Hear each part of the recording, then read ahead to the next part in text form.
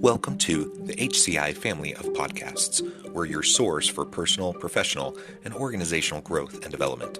We share our own original research, explore industry trends, and interview executives and thought leaders from across the globe. Join us for practitioner-oriented content around all things leadership, HR, talent management, organizational development, and change management. Maximize your personal and organizational potential with the HCI family of podcasts.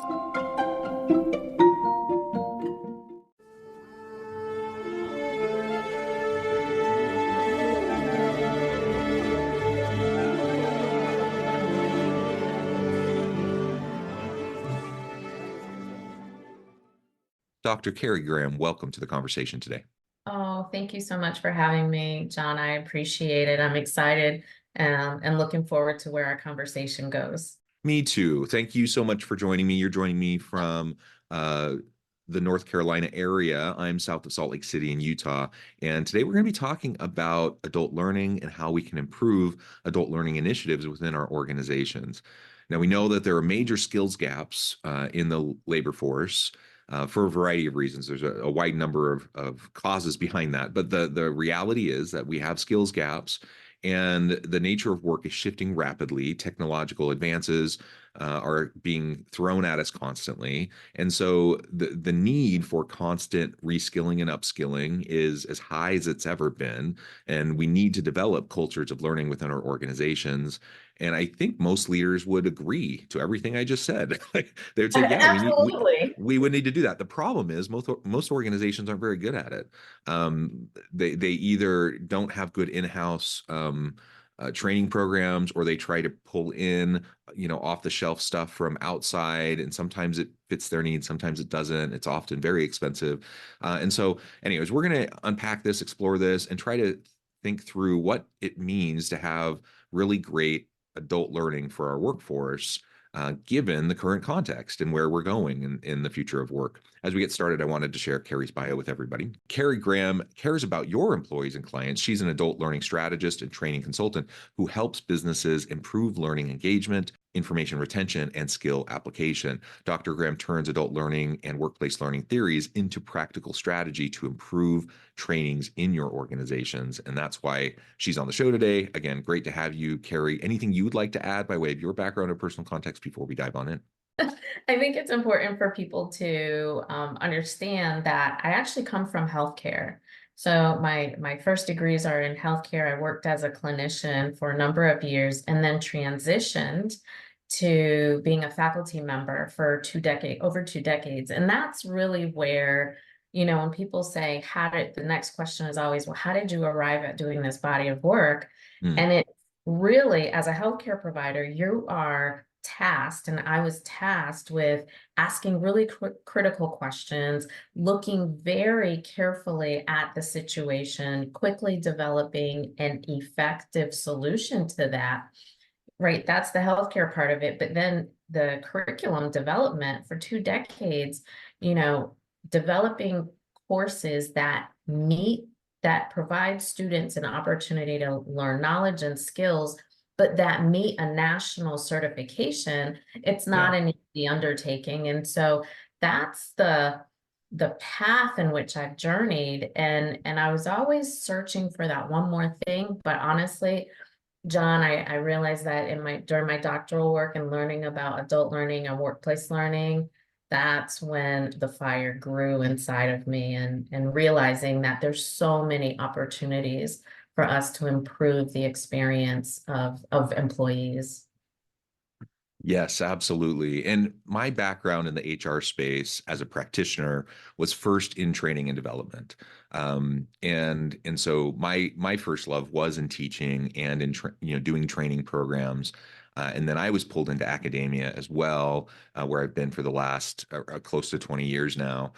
So I don't have a healthcare background, but it sounds like we have, kind of similar, journeys in some ways at least. And maybe I'll start with a couple kind of terms that probably most people have heard of, maybe don't fully understand. We often talk in the higher ed space, even in the training and development space, and learning and development space within organizations. We talk about pedagogy. We talk about pedagogy, but there's this other term that some people aren't fully aware of, called andragogy, Right. which is kind of the adult learning side of pedagogy. Now, Right. we tend to use the terms interchangeably as practitioners. Oftentimes, I oftentimes people are say the word pedagogy when they're talking about adult learners. They mean andragogy. It doesn't really matter. I don't want to Mhm. be a someone calling out the wrong term or something like that. But just as a level set at the very beginning, those are two common terms, and andragogy really is specifically around adult learning theory, specifically learning for adults. How do adults learn? How do you motivate them in their learning? How do you Yeah. help them apply their skills? That's what it's all about. So I think that's what we're going to really tackle today. Yeah, it is. And it's interesting. You're right. So many organizations and individuals are using the language of pedagogy. And it is in fact the inaccurate language. However, when you look at, and I think you can appreciate this, John, when you look at the way in which people conduct trainings, they conduct it from the perspective of pedagogy. When you work with children, I talk about them as empty slates. And Mm, so you're teaching and you're providing and filling them up. And that's really the perspective that I think that we see so often in the workplace right now, as opposed to when we think about adults and adult learning, the andragogy aspect of it, the focus there is recognizing that adults have life experience that they incorporate in their current learning experience. And with that, they're not empty slates. They yeah. have their own mental models, they have their own ideas about, whatever the topic is. And so I encourage people to take that shift when you're creating training and development in the workplace. It's recognizing that your people don't have an empty slate, even if they haven't worked in your organization before, or if they're transitioning into a new industry, they still have existing skills and experiences that they can draw from and apply in this situation. Yeah, and of course, we always want to meet people where they're at. For Mhm. training to be effective, you're trying to identify a gap and you're trying to fill that gap and bridge to where, the skill needs to be to have the performance that you want to have. And so that means by definition, you have to meet them where they're at. Otherwise, you're going to have a bridge that connects to the wrong place. And Right, right. so if you think about it in those terms, like the bridge to nowhere, the comical, political anecdote that, sometimes we point to, you don't want, a training bridge to nowhere. You No. have to have clear connection from the people where they're at to where you want them to go. Right. And absolutely. When you're talking about those in the workforce, they have a lifetime of experience. Even young people, Gen Z and young millennials, uh, and I mean even really young Gen Z who are entering the workforce, they have experiences. So They do. tap into those. It only makes for better learning and application when you can connect back to where they're at, what they know, understand the mental models, understand the biases and the assumptions that may be being made. Yeah. Sometimes you have to help people unlearn some things Yeah. to build, to break it down to foundational points to where you can build, firmly. So all of Right. this, I think, it's a really great point that you highlight from the outset, because Mhm. oftentimes that gets missed So, when I see organizations trying to put forward training programs. yeah, it does. And that is actually where I start when I'm working with clients, is I always ask them, it is the first conversation we have is, well, who is your end user? Mm, And without fail, every client I've ever worked with has rattled off demographic information. Oh, they're managers, they are, this generation, blah, blah, blah. And I sit and I listen because it's information, but the reality is that's where they're stopping. And so mm, I take them further and say, okay, that's great, but who are they as learners? Let's identify that, because if we can understand that element of who they are and what they potentially bring to the table or not, we can then build from there.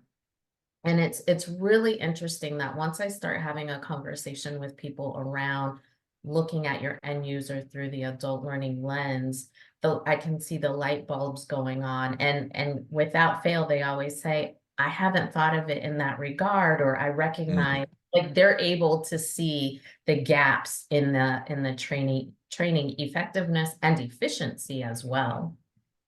So let's talk more now about some of those other elements of andragogy that may be a bit different than what people typically think of when they think about pedagogy or teaching children. Yeah, yeah, yeah. Do you have a question Um, specifically? Want me to so tell it? yeah, so I would just love to hear your thoughts on that. So what are some of the things you see most commonly within organizations? You've already identified, the importance of the understanding people aren't a blank slate, tapping Yeah, into their experiences. yeah. What are some of those other key points that you find to be most salient? Yeah, I would also argue at this time in 2024, because we all globally are, you know, a very short period removed from a pandemic. We've got multiple generations in the workforce. The way in which the workplace looks is rapidly evolving and changing. Yeah. And because of that, the individuals are experiencing rapid evolution of their social roles.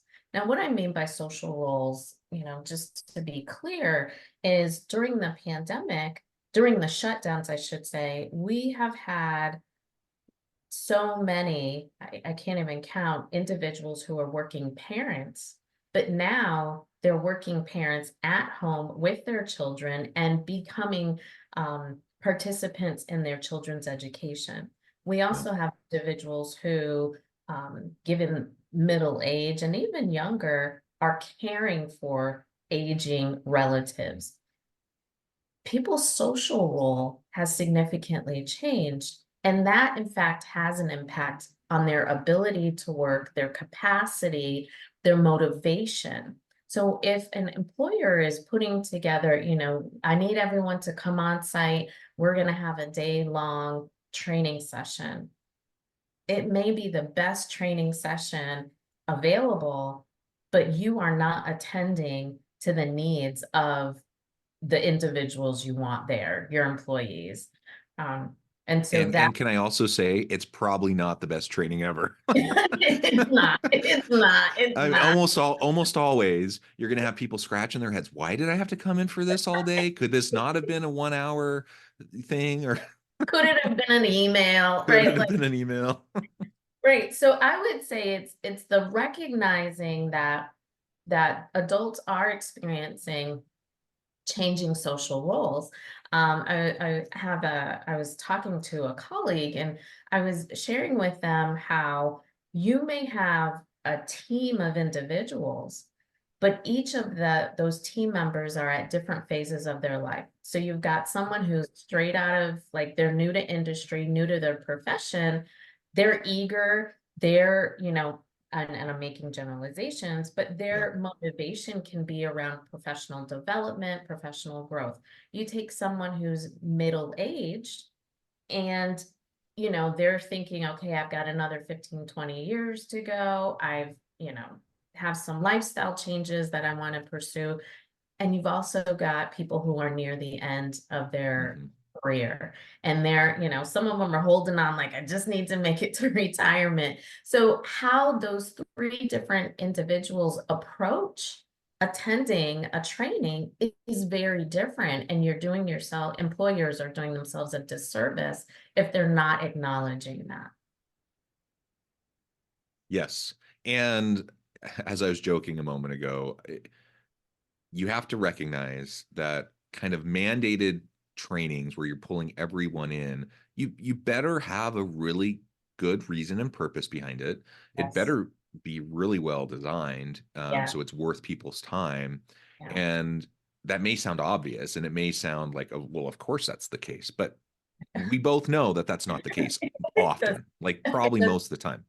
Right, right. The other part of that is I found that when people, they're planning their training and they start talking about, well, I want it to be engaging and exciting and get, rah, rah, rah, build morale, they engage in this practice of entertainment.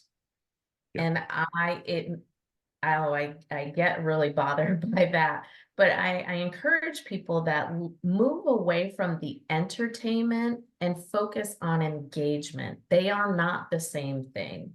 And if you really want people to stay committed and interested and focused and actually recognize that the training supports, aligns with their values, you have to focus on who they are and use that to engage them.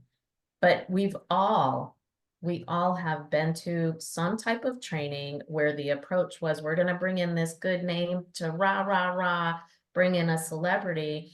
And it is entertainment, but there's very little application of that information being put in place, and definitely not long term. Nobody wants to sit through boring training. So you're not suggesting that, we go to the other end of the spectrum and say, go from just complete pure entertainment to like just boring lecture. Nobody wants that. No But one, you're no, saying what, no, no. nobody wants that. But it's Right, the acknowledgement that the pure entertainment is not necessarily going to get you where you want to go in terms of skill development, right? So if correct. you've identified a skills gap and you're trying to address that skills gap, that means there is actual learning that has Correct, to happen. correct, There's actual information, there's content, there's actual skill development that has to occur, application that has to occur. And just having someone come in and tell fun stories and who's entertaining and whatever, while it might be even inspirational or motivational, it's not going to fill the gap. build the gap that you have Yeah, to do. And so that engagement piece, it means yes, you can still have entertaining content, but it has to be done in such a way that it's meeting the goals and objectives of the training program. And that right. happens through engagement. That happens through It does. involving people in the process of their learning so they can own their learning process, so they Right, can take right. responsibility for what they're being asked to learn, and being shown and scaffolded, like shown a way that they can accomplish it. Absolutely. And it's not, I'm picturing myself listening to you and I have this conversation, and I think it can appear that this is an easy lift. This isn't an easy thing to do. Of course, these are the gaps that we want to fill, and these are the learning goals and learning objectives. But when it comes down to it, it can be a heavy lift if this is a new transition. The other Mhm. part of it is, excuse me, is thinking about it from a development perspective. So, who's developing the experience of learning? And I like to refer to it as a learning experience. And then the other part of it is the facilitation. So, who in fact is facilitating this? How are they facilitating it? Because what I have found is when we think of the word mandatory training, Right. whether it's the employee or the individual facilitating it, there's this expectation or this mental model of this is going to be boring, it's going to be mundane, we just have to power through. When the reality is we can still have a mandatory annual training, but done, so developed and facilitated through a different lens, it can truly prove to be meaningful, fill gaps, build new skills, and achieve long-term outcomes. It is truly in going back, starting with the individual. So who is the end user? Hmm. Doing a deep dive there, building the content. And lastly, which I always propose, is you have to support people and build their confidence in applying the information. Yeah. Because again, that's the last part of it, or a final part of it is, yes, we've got them engaged and they're motivated. We've built this well-designed program, and then it stops there. Well, if people have a clear understanding, they don't know, it's questionable whether or not they know how to apply that information and that skill set, as well as make decisions as circumstances change. So if Yeah. I'm in a leadership development program and we're only talking about it from this one perspective, and I go off and I do my job, I'm applying all the skills. But if we then have an executive change and the culture of our organization changes, am I skilled enough? Have I developed those leadership skills to make a transfer to this new circumstance? And that is without fail where it gets lost oftentimes. If that engagement is there, if the development of the content is there, it's that oftentimes I see there's a lack of supporting people in skill development. Yeah, that ongoing skill development and application is key. You said something else I just want to hone in on for a second. Again, Yeah. it probably sounds obvious to everyone, and probably everyone's thinking, well, of course we're going to do this. But you have to start with clear objectives. So if you've identified a skills gap, you have to then establish clear objectives connected to individuals. And that means fundamentally, and thankfully we have more and more technology that helps facilitate this, but we need to have at least some level of personalization Mhm. available in the learning process for Yeah. adult learners, because Abs- they're not a blank slate. They are coming from different points. They have different background, they have different experiences, they have different roles, there are Yeah. different life stages, different career stages. Like the idea that we can just like have this prepackaged thing that we just have people show up to, and then they just do it, and then all of a sudden voila, we're going to have a change in behavior or a change in performance.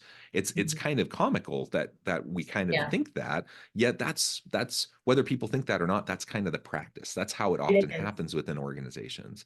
It And is. so having a more clear kind of set of objectives that align directly to individuals, that account for and provide flexibility for difference in individual circumstances and the needs of individuals, that may sound like that's not possible, but no, that really is. We're educators. Like, you can Right. do that. You can create Right. a course, you can create learning modules, you can create individual standalone trainings that allow for that kind of individualized learning and application to meet the gaps that may be challenging to your organization.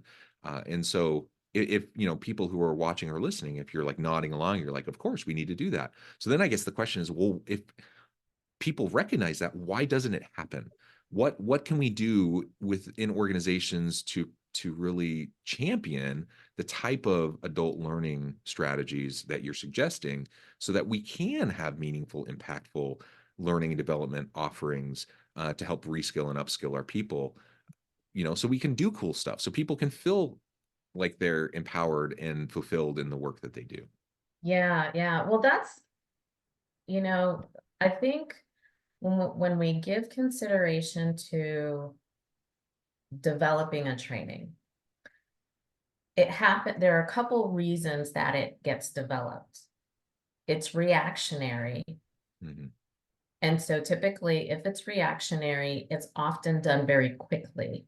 And so if it's developed quickly, there often isn't that focus or prioritization of the individual, the end user, right? It's really of, we either need to prove that we address this problem or this mistake, whatever the case may be, or we have to fix this. So I think that's part of it, so the objectives aren't always at the top of the list. The other part is when we have individuals who end up being the ones to facilitate a training, many times they are also doing other things. So in the case of, we've got an annual training that we have to get everyone through in order to maintain our credentialing.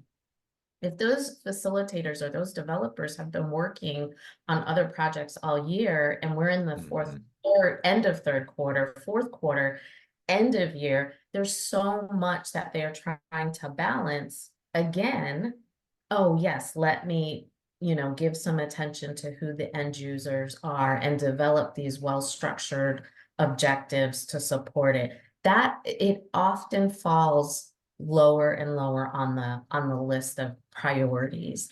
And so that's something that I try to help people understand is that what is the reason this training has been developed? And even if Hmm. it's because there's a skills gap, how did you become aware of the skills gap? What did a mistake happen? Was there a loss of revenue or a significant decrease in generating revenue? And so again, the training is reactive to the marketplace.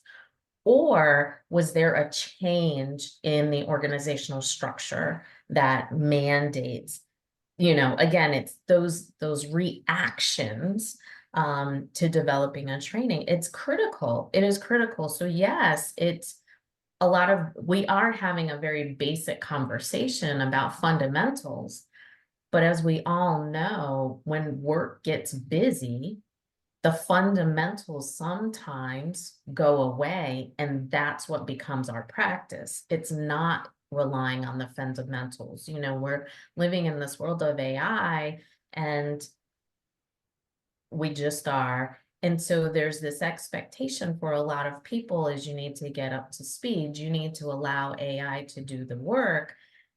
I'm an advocate of no, that has its place, but that should not be the default.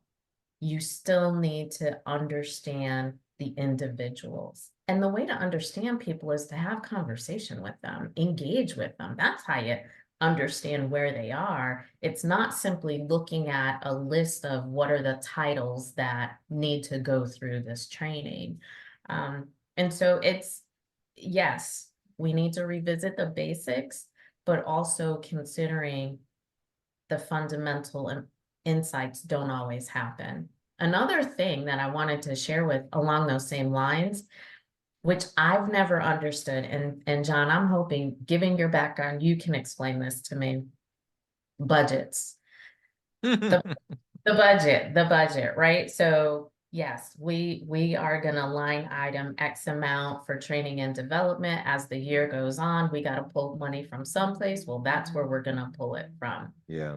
And I'm always amazed at organizations that say, we value our employees or we value our volunteers, but yet their training and development program does not reflect that you value the people. It Yeah. does. So I often I've seen that. So can you explain to me why? I think Oh, I I think, yeah, I mean, that's a bigger conversation, but I think there's a variety of reasons, but ultimately I think it comes down to partly what you just said, like the fundamentals of putting together good trainings. It's not like rocket science. Like yeah, you can do it. Like so I think we've all sat through really terrible trainings of yeah, people who consider themselves to be really great trainers. And so like everyone thinks they can do training and you just can't. Can everyone learn how to do training? Probably. And learn how to do it well? Probably. But just like anything else, it's a skill and you have to devote time to it and energy and resources to it. And so I think far too often, an organization and leaders, when there's a pinch with budgets, it's one of the first things to go, and they think, oh, well, this person, they like people, they like talking, they like being in front of people. We'll make them a trainer, and maybe they can be great, but that doesn't. I mean, there's so much that goes into designing and structuring a really great learning and development program and trainings that actually fill gaps and accomplish the objectives that you want to accomplish. That's It's not like rocket science, but it also isn't easy. It takes time right. and intentionality. And I think just like many things in business, a lot of times the simple things that need to happen consistently to be successful don't happen Right. because you're putting out fires, because you're running around like a chicken with your head cut off trying to meet whatever the demand of the day is. And things like training are seen as dispensable, or they're seen as, oh, anyone can kind of do that. And the reality is it's you just can't. Yeah, yeah. That last point reminds me of the idea or the practice that so and so has been doing the job for so long. We'll move them over to being a trainer. It's such a mistake. It's not a unless that individual says, I'd like to step into this role and I'm ready to learn some facilitation skills, that's one thing. But to simply put an individual in Yeah. that role, it's a bad decision. And it reminds me of a case last year. I was hired as a consultant for this state level organization. And I sat through, it was social services. And so I sat through one of their trainings of new hires on how they were training people with the system. And I'm sitting in the back and I'm like, I don't understand. I have no clue how to log into the system based on what they're saying. I mean, everyone has a computer, the attendees are looking around, asking each other, how do I do this? The facilitator is moving through like rapid fire. Oh, don't worry about that. I know it keeps showing up on the screen, but don't worry about it. It's not important. And I asked at one point, we were taking a break. I just went up and I said, I'm just curious, how long have you been in training? Well, I've been a trainer for 5 years, but I've been doing the job for 20. And so, I was a good choice in doing the training. And I thought, oh, okay, very polite. I don't ever want to disparage anyone, but I sat back down and I thought, what a bad decision. It's just bad. There's no polite way to say that, because not only do you set that workforce up for Yeah. burnout and not being successful, but you've also set up the trainer or the facilitator for burnout and frustration and not doing well. And so it goes back to your point about the budgeting. It's the simple things that we have to do and do them consistently that matter, but it just doesn't get done. Yeah. Carrie, well said. This has just been a fun conversation. And I think we could go on for a really long time, but I Yeah. also note the time and I need to let you go here and get on with your busy day. Before we wrap things up for today, I just wanted to give you a chance to share with the audience how they can connect with you, find out more about your work, and then give us the final word on the topic for today. Yeah. I invite people to connect with me on LinkedIn, Dr. Carrie Graham. My website is drcarriegraham.com as well. But for live conversations, let's chat on LinkedIn. The final thought is training is not about the content. It's not about you. It's about the learner. I love it. Perfect. That's a perfect way to end. Thank you so much. Again, it's been a pleasure. I encourage the audience to reach out, get connected, find out more about what Carrie can do for you. And as always, I hope everyone can stay healthy and safe, that you can find meaning and purpose at work each and every day. And I hope you all have a great week.